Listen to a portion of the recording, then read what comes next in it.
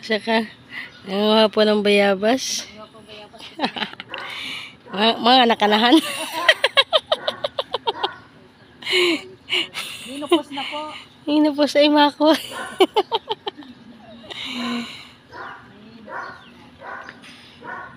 Tama na. Tapos ngayon doon ako sa sabi. Oh, diba? Oh, diba? Oh, diba?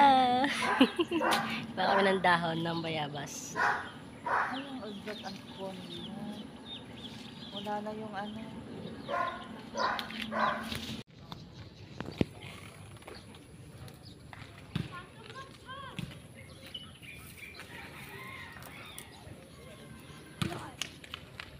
Dandahan, may langgam ha.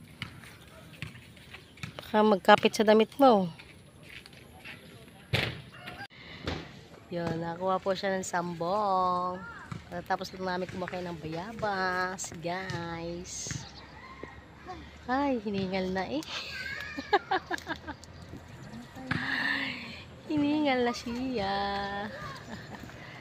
Dito, ang ganda yan dito guys. Ayun na, nagdala sa basketball court.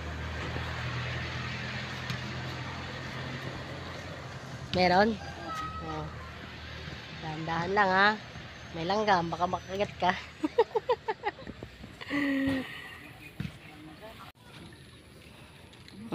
Dami na ati tunggay. Nakuha namin bayabas, saka sambong.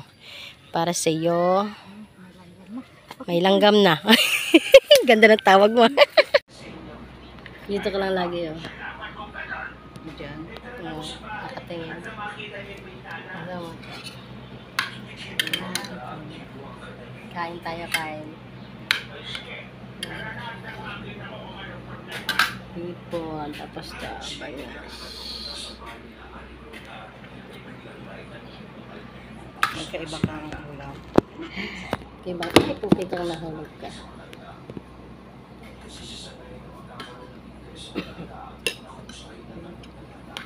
Sarap. Pika. Kasi ganun nilagay dito sa...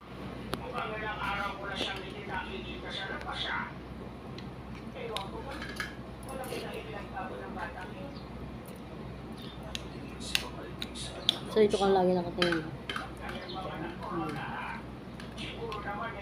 Makikita mo pag nanood ka. Nakatingin ka mismo sa camera.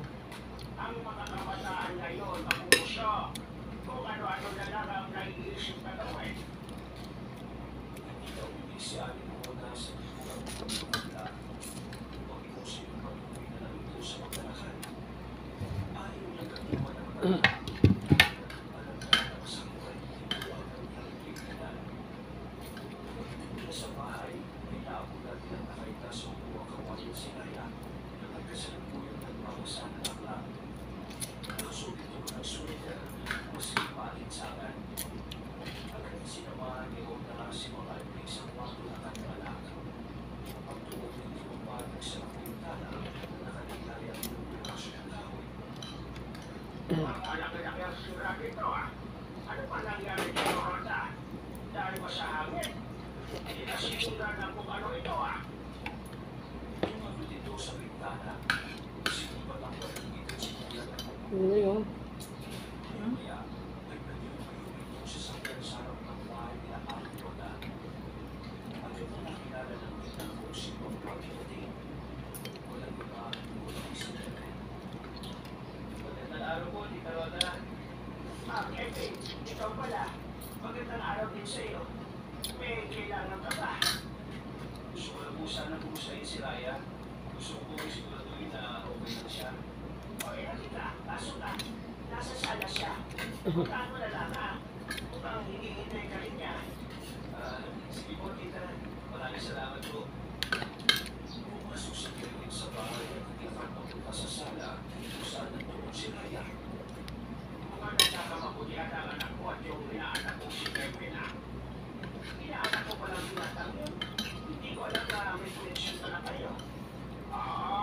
Inaanak siya sa kanya. Madalas din siya sa amin noon at malapit sila ni Lina.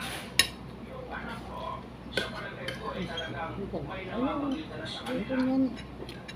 Naku, huwag na po natin natin pag-usapan ng dalawang bata. Hayaan na lang po